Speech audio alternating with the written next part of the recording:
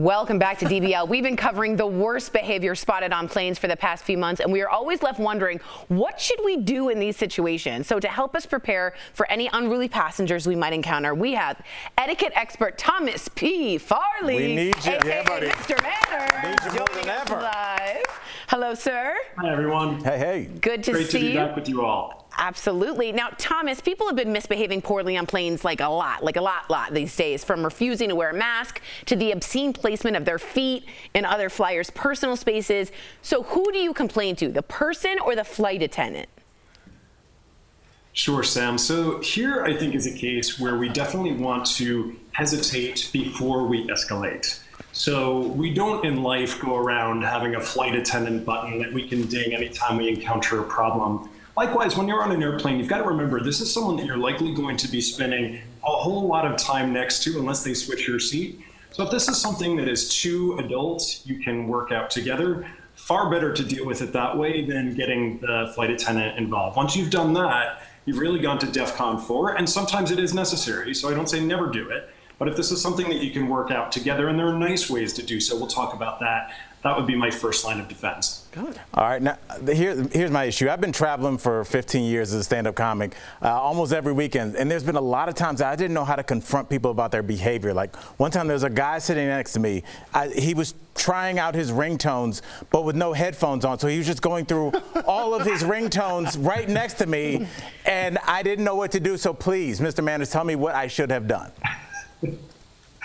Al, my heart goes out to you. Very frustrating to have that go on. I don't like hearing those ringtones, even if I'm not sitting next to somebody on an airplane. My phone's always on silent. Exactly. But if the individual next to you is not as considerate as we would like that person to be, this is what your headphones are for. So what I recommend here is you're going to cancel out rather than call out.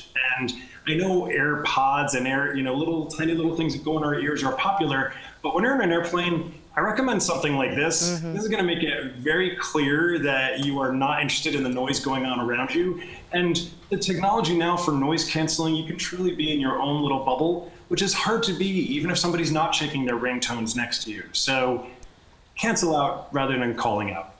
I love it. Now, can I do that if I'm on set and like my co-host Tori's saying something that's annoying me? Can I just put those on mid-segment? I'm right here. Oh, sorry. 100%.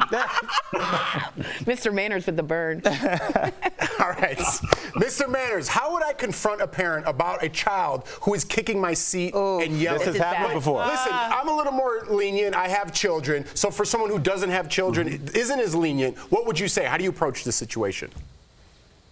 Sure, Jeff. This is one I think anyone I'm not a parent, but I think anyone who is a parent and has gone through this knows how awful it is to feel that way. And in fact, a nice thing for a parent to do is to actually bring some little thank you notes and lollipops to pass out for those around them in case things do get bad. But if you're the person who's on the receiving end of that, certainly you don't need to turn around and say, by the way, your child is crying. Could you please make the child stop? The parent knows that already, and presumably they're doing everything they can. But something like kicking the seat, they may not, maybe they've got several children and they're not actually seeing this happen.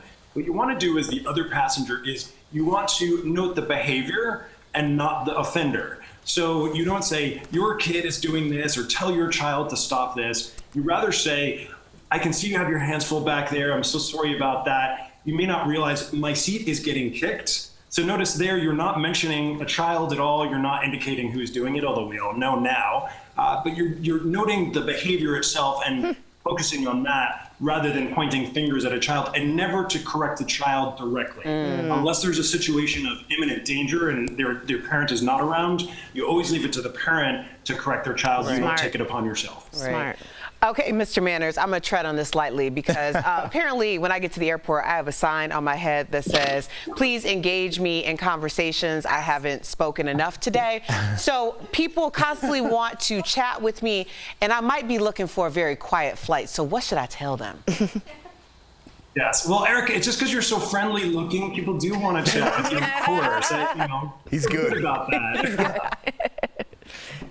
So here's a case where, first of all, remember, you're going to be spending at least 45 minutes, maybe 10, 12 hours, depending on how long the flight is with this person. So I think civility calls for at least a little bit of pleasantry to start off this journey together. And, I've actually, believe it or not, I've made some phenomenal lifelong friends who are people that I met on airplanes. So don't rule that out. But yes, there are times when we simply need to get in our own space, and that is entirely okay.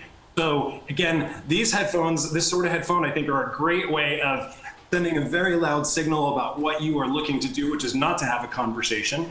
So you can say something simply along the lines of, it's been so lovely chatting with you. If I don't get this presentation done by the time we land, my boss is going to have my head on a platter, or I promised myself to get through my favorite podcast by the time we get to LA. There are nice ways of putting it out there clearly without being rude.